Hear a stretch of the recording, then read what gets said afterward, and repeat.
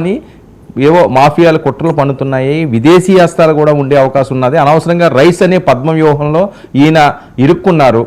ఆయన అర్జునుడు అవుతారా లేకపోతే వేరే అభిమన్యుడు అవుతారా అని ఇలాంటివన్నీ కూడా పెద్ద ఎత్తున ట్రోల్స్ అవుతున్న నేపథ్యం. ఇప్పుడు రైస్ మాఫియా అనేది చిన్న విషయం కాదండి. అతి పెద్ద సవాల్ని సైతం కూడా ఆయన ఉక్కుపాదం ఎలా మోపారు అనేది అందరికీ తెలిసిన విషయం. ఆయన తీసుకున్న ఇప్పుడు దశాబ్దాలుగా వర్మ గారు, నేను మళ్ళీ ఒక 5 minutes లో జాయిన్ అవుతానండి. Please give me 5 minutes. కాల్పాలం బుజ్జి గారు, మీకు కూడా ఈ అంశాలు అవగాహన ఉన్నాయి కాబట్టి పవన్ కళ్యాణ్ గారి మీద మళ్ళీ డేంజర్ బెల్స్ మోగుతున్నాయి. గతంలో ఎవరు రెక్కిలు నిర్వహించారన్నారు, ఆయడేనని బ్రేలుతోటి కోస్తున్నారన్నారు. సో ఇప్పుడు ఏదో ప్రశాంతంగా ఉంది. అప్పుడైతే ప్రతిపక్షం, ఇప్పుడు అధికార పక్షంలోకి వచ్చినా ఆయనకి బెదిరింపులు ఎక్కడా కూడా తగ్గలేదు. ఏదైనా జరగడానికి జరిగితే పరిస్థితి ఏంటి అని చెప్పి కేంద్ర నిఘా వర్గాలు కూడా ఇప్పటికే హెచ్చరించాయట ఆయన భద్రతపై ఇంకా భద్రత పెంచాలి అని.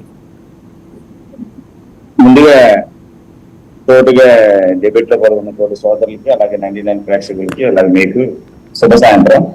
కూడా చెప్తున్నాను వర్మ గారు, మీరు అన్నట్టు నాగేంద్రబాబు గారికి, నాగబాబు గారికి క్యాబినెట్ లో తీసుకుంటాం అన్నది శుభపరిణామం.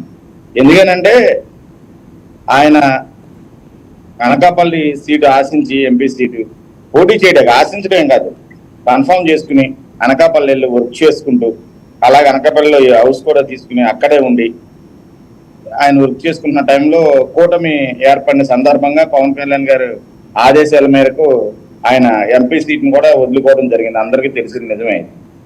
కాబట్టి అందరూ అనుకున్నది ఏంటంటే రాజ్యసభ ఇచ్చి ఎంపీగా ఆయన్ని ప్రమోట్ చేస్తారని అందరూ అనుకున్నారు. కానీ వాళ్ళ అనుకున్న పరిణామాలతో ఈయన వాళ్ళ క్యాబినెట్ లో తీసుకుంటాం అనేది శుభ పరిణామం. ఇంకోటి ఏంటంటే మీరు చెప్తూ భద్రత, పవన్ కళ్యాణ్ గారి భద్రత గురించి చెప్పారు.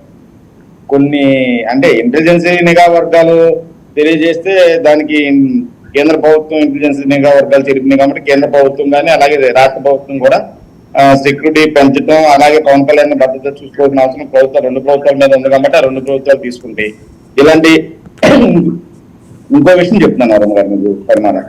ఇంకోటి ఏంటంటే బెదిరింపు కాల్స్ అనేవి పవన్ కళ్యాణ్ గారికి కానీ జనసేన పార్టీ వారికి కానీ ఇది కొత్త కాదు. కానీ అధికారంలోకి వచ్చాక కూడా బెదిరింపు కాల్స్ వస్తున్నాయని ఇది దురదృష్టకరమైన విషయం. అతన్ని పట్టుకోవడం కూడా జరిగింది. ఆకతాయిలు ఇలాగా పవన్ కళ్యాణ్ గారి మీద ఇలా చేయడం అనేది దురదృష్టకరం. ఇంకోటి మీరు చెప్తే ఇది బెదిరింపు అనేది కానీ లేకపోతే పవన్ కళ్యాణ్ గారు ఏదైనా ఒక టెన్షనే కదండి, ఏదొచ్చినా ఒక టెన్షనే కదా. అదే సార్ నేను అనేది, ఎలా వచ్చారా, ఆకతాయిలు చేశారా, ఎవరు చేశారని కాదు. అది చంద్రబాబు నాయుడు గారికి వచ్చినా, లోకేష్ గారికి వచ్చినా, లేకపోతే ఈయనకి వచ్చినా, ఎవరికి వచ్చినా ఒకటే కదా. అవునవును సార్, నేను బెదిరింపు అన్నది ఎవరికి వచ్చినా కాకినాడ వెళ్ళి